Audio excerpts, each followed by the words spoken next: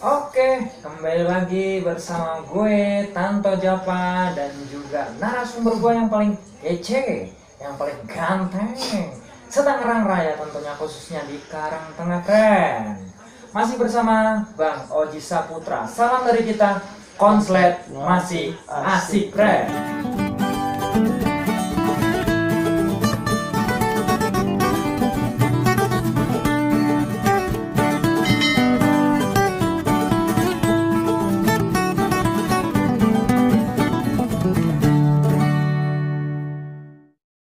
Oke friend, masih bersama gue Tanto Java dan juga bersama rekan gue Oji Saputra.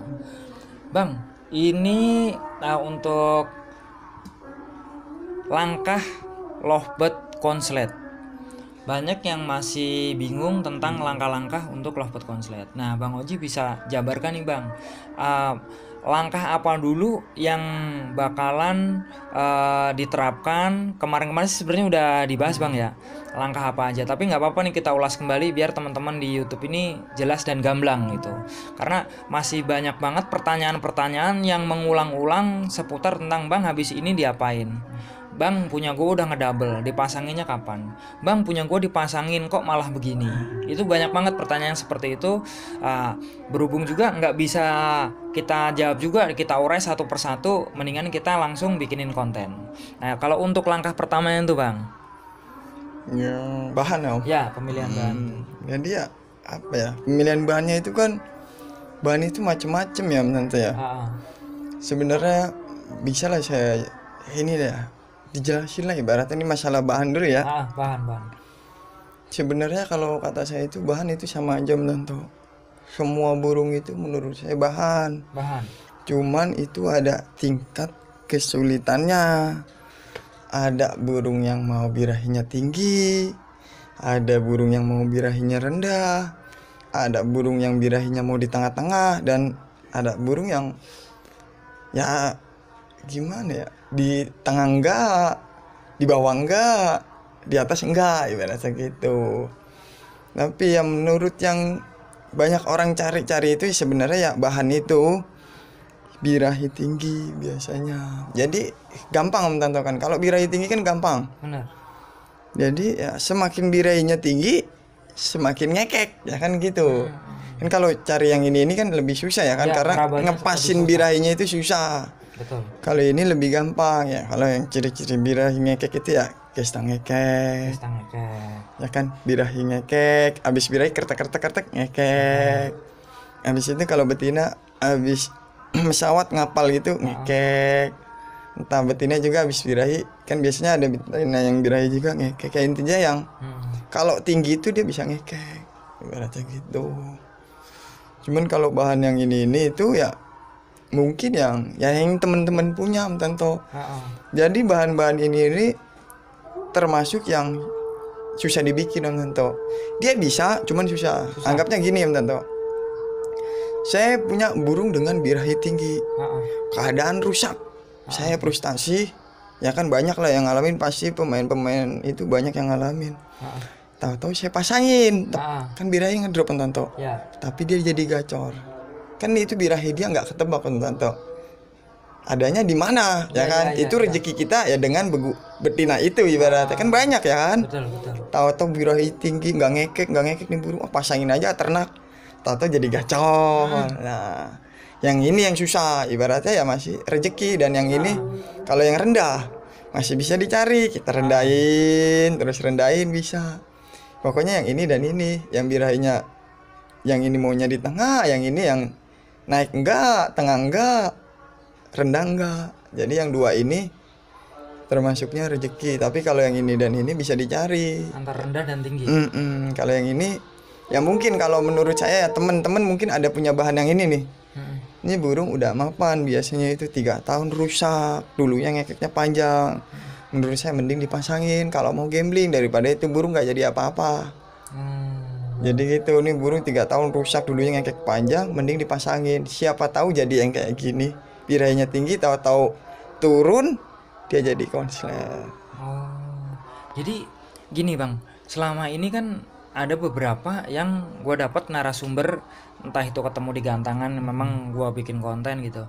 Ada juga yang bilang begini, konslet itu bukan karena proses tapi karena bakat, kan ada yang bilang seperti itu. Nah, rancu ke pembicaraannya Bang Oji tadi, berarti kalau yang sebenarnya bukan bakat, memang kita cari maunya dia Bang ya.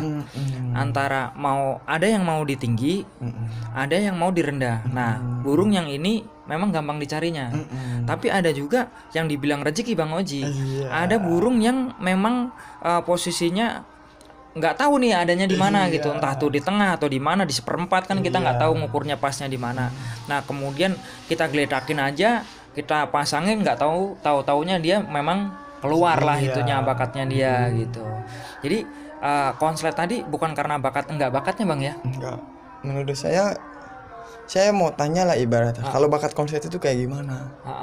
Kan nggak ada bakatnya, nggak ada. Cuman kalau ditanya bahan konslet itu ada, karena yang udah diproses Om Tanto, jadilah bahan. Ya kayak apa ya? Ya apalah ya ibaratnya gitu kan, kalau namanya bahan itu yang udah diproses Om Tanto ya kan? Kayak kita mau bikin bakso ya, bahan-bahan bakso ya ini nanti jadi bakso kan gitu. Nggak ada bakat bakso itu, nggak ada bakat yang lain, nggak ada. Kayak atlet pesepak bola, nggak ada bakat ya kan. Tetap dia harus ada diasah Om Tanto. Kalau diasah dididik pasti dia bakal bagus. Nah, kalau kembali lagi ke lovebird tadi, memang pencariannya di situ Bang ya, antara yang mau tinggi ataupun mau rendah. Nah, kadang-kadang kita ini punyanya nggak tinggi nggak rendah, ya itu yang bikin bingung. Itu yang bikin bingung. Uset nih burung nih, gua giniin nggak kena, gua gituin nggak kena, gua udah di style kenceng nggak gacor juga, dimandiin sama mandinya juga nggak gacor juga. Ini burung maunya apa? Kadang-kadang kan begitu tuh Bang. Berarti itu yang susah dibikinnya, bukan nggak bisa.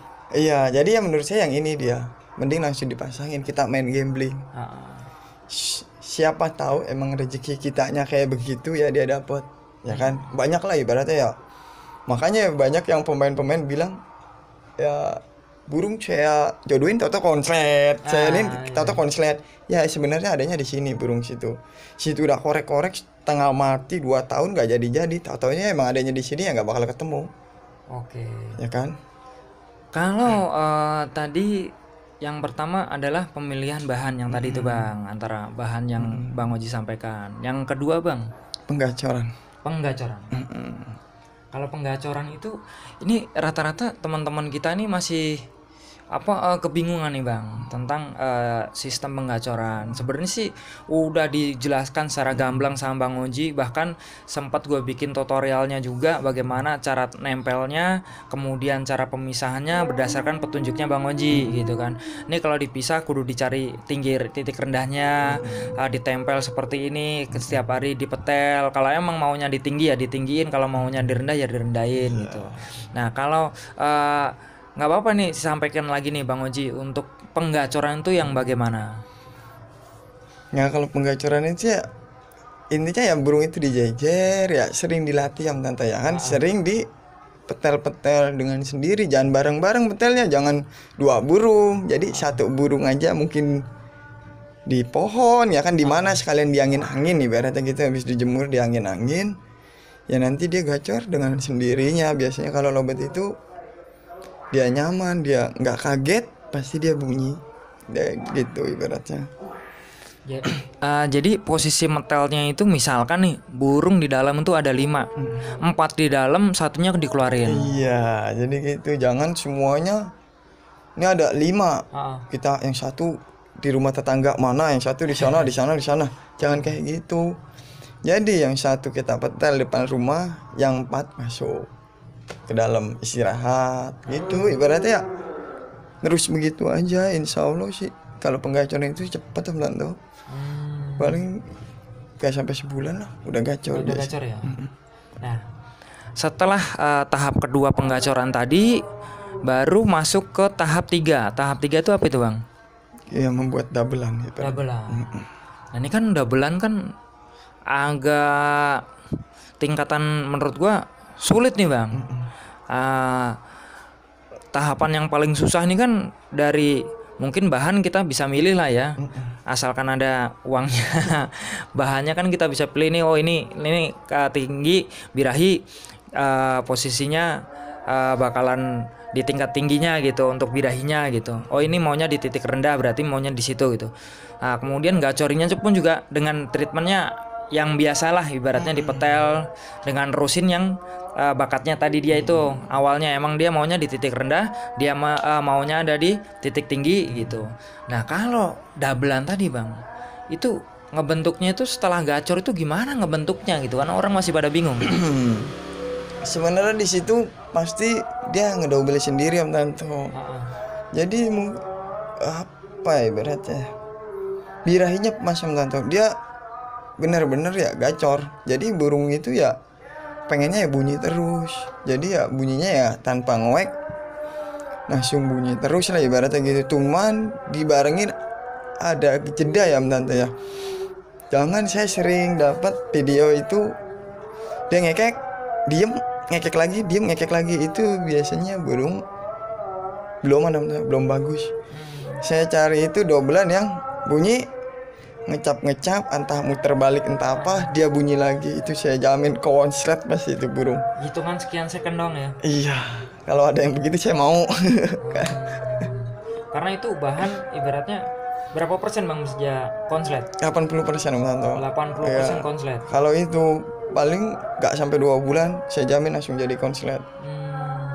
Tapi kalau yang bunyi tanpa ngecap, bunyi lagi tanpa ngecap, dia bunyi lagi, itu lama. Nah bang, kalau posisi gacor kan posisinya kan masih ngecik ngoek kadang-kadang gitu kan. Kita petel tuh masih kayak gitu tuh gitu. Nah itu nanti lama kelamaan itu akan ngedouble sendiri atau gimana bang? Dia ngedouble sendiri. Banyak Om Tanto burung saya dari prosesnya kayak gitu ya, ibaratnya burung dia ngoek ngekek ngoek, tapi lama-lama nanti dia apa ya, bersih sendiri, dobelannya bersih sendiri. Ya kebiasaan kita rawat gitu, birahinya kita pasin, anggap birahinya ditinggi, kita tinggiin, habis itu kita tahan pakai millet putih. Jadi kalau udah ditinggi itu jangan ditinggiin terus kalau burung. Jadi udah tinggi, dia ditahan, kita ganti millet putih. Dia masih gacor, besok nggak gacor, kita ganti millet, campur lagi. Jadi ya terus kita mainin birahinya di situ. Anggaplah birahinya itu di 80%, jadi dia maju mundur di situ. Lama-lama pasti dobelannya keluar. Oke. Jadi itu cara mengeluarkan dabelan. Kalau untuk langkah yang ke berapa tadi? 4 berarti ya?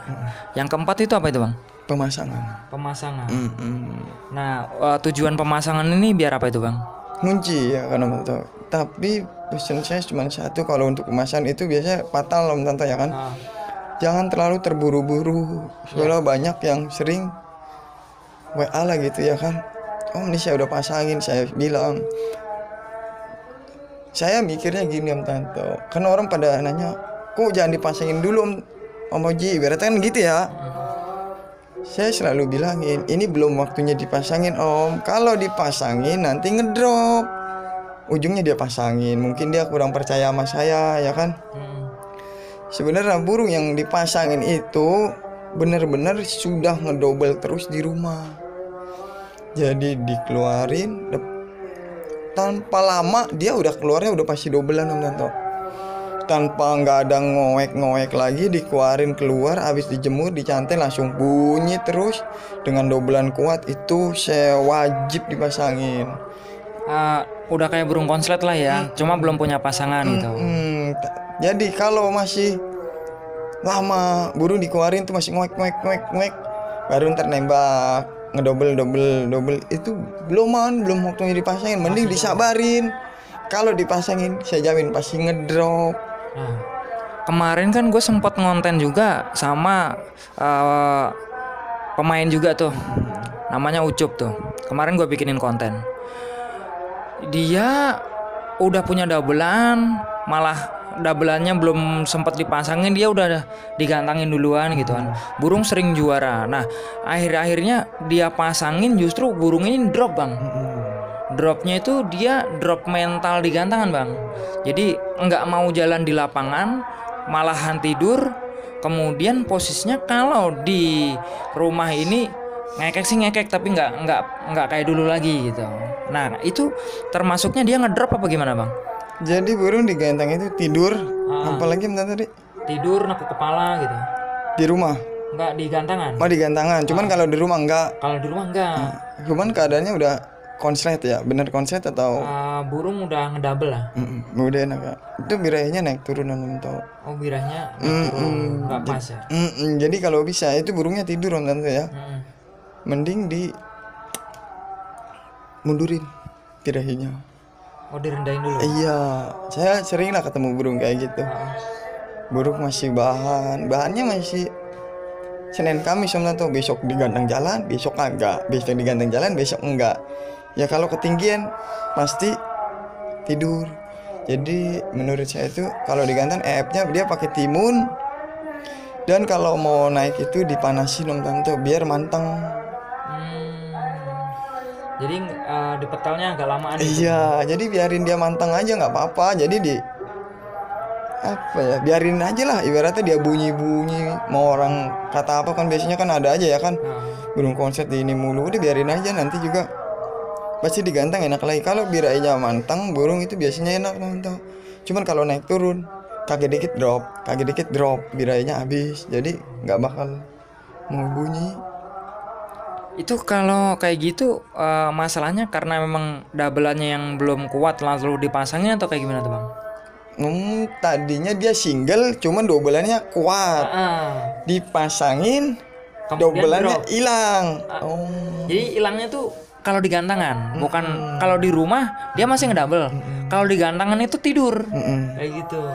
Jadi menurut saya tuh pasangannya dicopot lagi om Tanto. Oh, pasangan copot lagi. Jadi itu birahinya ya masih labil, cuman dia gimana ya? Ya intinya pasangannya dicopot dulu.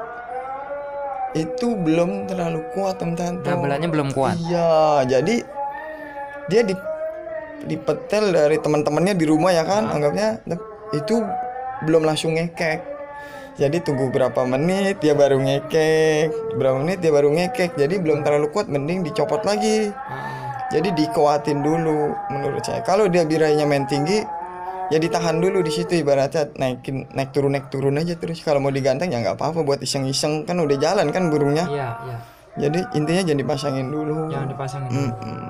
Oke, jadi itu maksudnya gua kasih contoh kasus lah ibaratnya kayak gitu bang, biar teman-teman juga tahu nih di YouTube nih bahwa dengan kita terburu-buru memasangin lovebird tadi yang udah ngedouble pun posisi belum kuat akhirnya jadi mundur jauh gitu, karena tadi berpengaruhnya sama birahi dan segala macamnya bang ya, akhirnya dia dropnya kejauhan malah nggak mau ngedouble lagi. Sebenarnya ini ya bang, masangin lovebird itu kalau ada di nomornya itu nomor 100 om Tanto.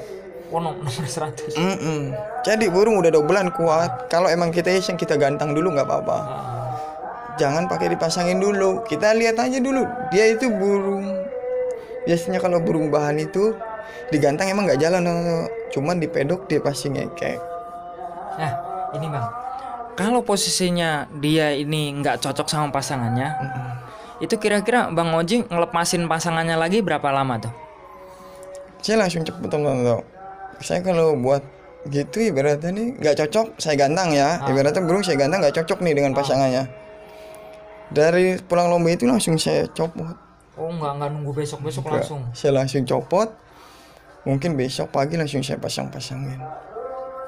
Udah intinya ya nggak pernah saya single terlalu lama sih. Kalau udah burung enak banget ya ibaratnya dobelannya udah kuat banget, itu langsung saya buru-buru saya mau kunci, saya ngeri nadanya hancur Amanto.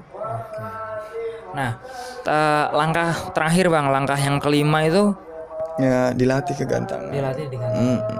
Ya dilatih mah pelan-pelan aja sih ibaratnya gitu ya kan, dari bawah diperhatiin langkahnya dia ibaratnya, kalau mau bunyi di apa sih, dia di tengah apa di pinggir, di mana sih, maksudnya di tangkringannya gitu ya kan. Tangkringannya diapain sih ya, tapi satu kalau gantungin bahan itu ya di pinggir dulu, jauhin dari burung, udah jangan langsung ke tengah. Jadi ya dari pinggir ke pinggir depan, ke tengah, kemana baru bisa.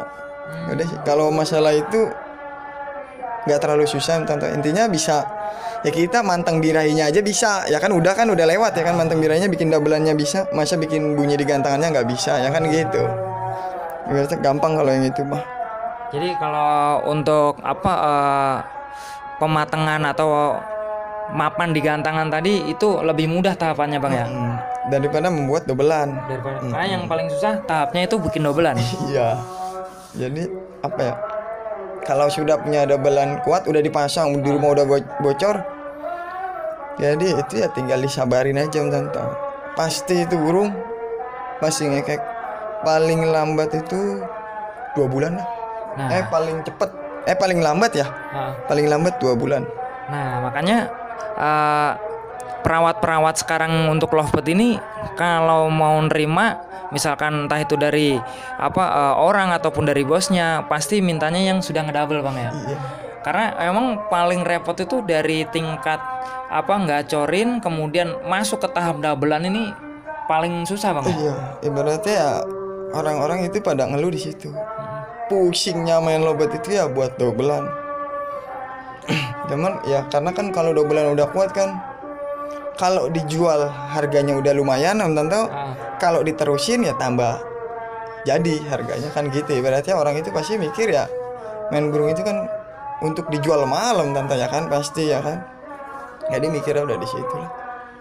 Oke, berarti di sini ada 5 langkah buat menuju konslet bang ya. Sebenarnya konten ini sudah pernah kita bikin vlog juga bang ya, beberapa bulan yang lalu, bahwa ada 5 langkah konslet yang memang udah kita patokin lah bang ya, caranya untuk pemilihan bahan, penggacoran, kemudian penggacoran itu nanti masuk ke tahap dobelan, kemudian dobelan itu pemasangan, kemudian pemapanan di gantangan bang ya. Oke, ada tambahan lagi nggak bang untuk 5 langkah tadi? Ya enggak sih, menurut saya udah cukup ya, intinya sabar ya. Terus untuk misalkan nih bang, burung adanya di titik rendah, burung adanya di titik tinggi, itu kita harus konsisten bang atau gimana itu bang? Awalnya itu pasti konsisten om tentu. Kita konsistenin, kalau mau buat tinggi itu paling 2 bulan kita pakai tinggi. Kita tes tinggi terus nih 2 bulan. Kalau dia nggak gacor kita rendahin. Tapi kalau dia di tinggi gacor, udah pakannya kita ganti millet putih. Ntar dia 2 hari kok nggak gacor lagi, kita ganti lagi millet campurannya, ibarat millet tingginya. Ya udah terus, jadi ya di situ terus kita mainin tentu. Nggak beda jauh sama kicau sih tentu. Sebenarnya sama Muraya Meni nggak beda jauh main lovebird itu. Cuman yang bikin pusing itu orang-orang om tentu. Adalah dibilang lovebird saya makan ini jadi juara. Adalah habis gigit ini jadi juara, adalah yang ini. Jadi orang itu semakin pusing. Sebenarnya settingan lovebird itu cuma ada 2, air dan panas. Nggak ada burung habis gigit ini langsung konslet, habis ini langsung konslet, nggak ada. Jadi cuma ada 2 dan dirawat, sama lah kayak kicau gitu, sama. Jadi kembali lagi yang tadi di awal bang, bahwa burung konslet itu bukan karena bakat atau tidak bakatnya, tapi karena memang kita bisa menemukan kemauan dari si burung tadi. Maunya ada di titik yang rendah ataupun di titik yang tinggi. Yaitu ya kalau Bang Oji bilang adanya di air sama di panas gitu. Kita tinggal nemuin itu, burung kita gacor, udah bulan keluar pemasangan, tinggal pemapanan jadi konslet.